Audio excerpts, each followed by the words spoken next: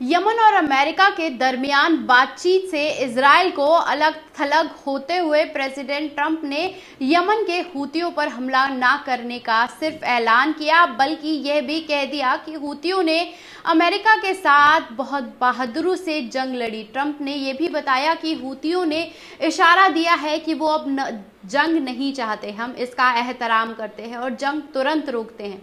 सदर ट्रंप ने इस ऐलान ने इजराइल को हैरत में डाल दिया है। एक्सपर्ट्स बताते हैं कि इजराइल तो चाहता है कि अमेरिका यमन से लेकर ईरान, लेबनान से लेकर गजा तक हर जगह इसके साथ इन्वॉल्व रहे और जंग चलती रहे, लेकिन प्रेसिडेंट ट्रंप इजराइल के चक्कर में अमेरिका को बेकार के खर्चे में नहीं डालना चाहते, खासकर उन इलाकों में जहां अमेरिका को सिर्फ नुकसान हो रहा है। ऐसे में यमन में 2 महीने तक इजराइल की हिमायत में अमेरिका बड़े हमले करता रहा, लेकिन अंसारुल्लाह और उनकी फौज पीछे नहीं हटी, बल्कि लाल सागर पर अमेरिका को भरपूर जवाब दिया।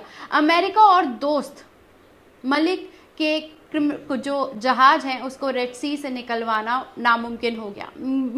मीडिया रिपोर्ट्स की माने तो ऐसे में प्रेसिडेंट ट्रंप ने हूतियों को बहादुर कहना पड़ा, लेकिन यमन के मामले में अपनी अनदेखी और अंसारुल्लाह के साथ अमेरिकी सीज फायर से इजराइल पूरी तरीके से बौखला गया है। अब वो यमन पर बड़े हमले करने की धमकी दे रहा है। इसी वजह से हूतियों ने अमेरिका के जहाज और फाइटर जेट पर हमला ना करने का तो समझौता कर लिया है, लेकिन इजराइल को अब तक ना बख्शने की कसम भी खाई है।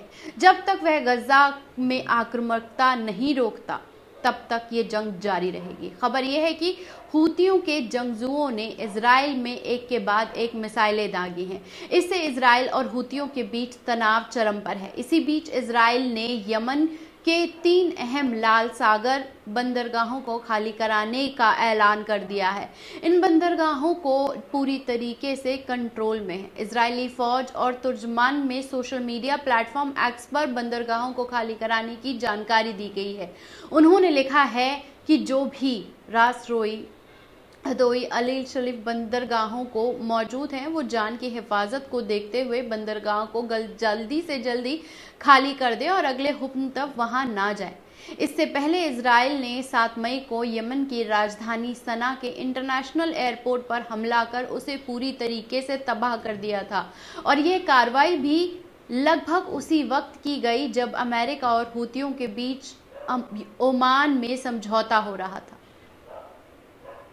हूतियों ने भी भड़क कर सोशल मीडिया के जरिए लिख दिया कि बेन गुरियन एयरपोर्ट अब बिल्कुल भी सलामत नहीं रहेगा। बेन गुरियन एयरपोर्ट को उड़ाने के लिए अब वो महफूज नहीं है। यमन के हूतियों ने पॉलिटिकल काउंसिल और यमन के प्रेसिडेंट मेहदी अल मशात ने कहा है कि अंसारुल्लाह गजा की हिमायत जारी रखेंगे, इजराइल पर हमले जारी रखेंगे, और हूतियों के अहम मीडिया अल मशीरा टीवी ने उनके हवाले से कहा है कि अब से सभी बंकरों, कैंपों में रहना चाहिए, तुरंत अपने देशों में वापस चला जाना चाहिए, क्योंकि आपकी नाकाब सरकार आज के बाद आपकी हिफाजत नहीं कर पाएगी। यानी इजराइल के बड़े हमलों का जवाब देने की तैयारी हूती भी इजराइल के अहम मकामात को टारगेट करके कर रहे हैं। लेकिन इस बार अहम बात यह रहेगी कि अमेरिका इजराइल की मदद के लिए बीच में नहीं आएगा। जानकार मानते हैं कि अमेरिका के बिना इजराइल की ताकत आधी रह जाती है। मिडल ईस्ट के कुछ जानकार तो यहाँ तक कह रहे हैं कि अगर ईरान और अमेरिका के बीच बातचीत कामयाब हो गई तो अमेरिका ने ईरान पर से सेंसर्स वो हटा लिया, फिर इजराइल उसके सामने नहीं टिकेगा। जब यमन इजराइल नहीं कर पाया तो अमेरिका को पीछे हटना पड़ा। ईरान की ताकत से निपटना तो और भी मुश्किल है, बेहद मुश्किल है। उम्मीद जाहिर की जा रही है कि 13 से 26 के बीच मिडल ईस्ट दौरे पर प्रेसिडेंट ट्रंप कुछ बड़े ऐलान करेंगे, और इजराइल और पीएम के लिए मुश्किल सबब वो पूरी तरीके से बन सकता है। यमन के बहादुर जंगजुओं को बताकर ये झटका ऑलरेडी दिया जा चुका है। खास बात यह है कि मिडल ईस्ट दौरे के दौरान प्रेसिडेंट ट्रंप इजराइल नहीं जाएंगे। शुक्रिया।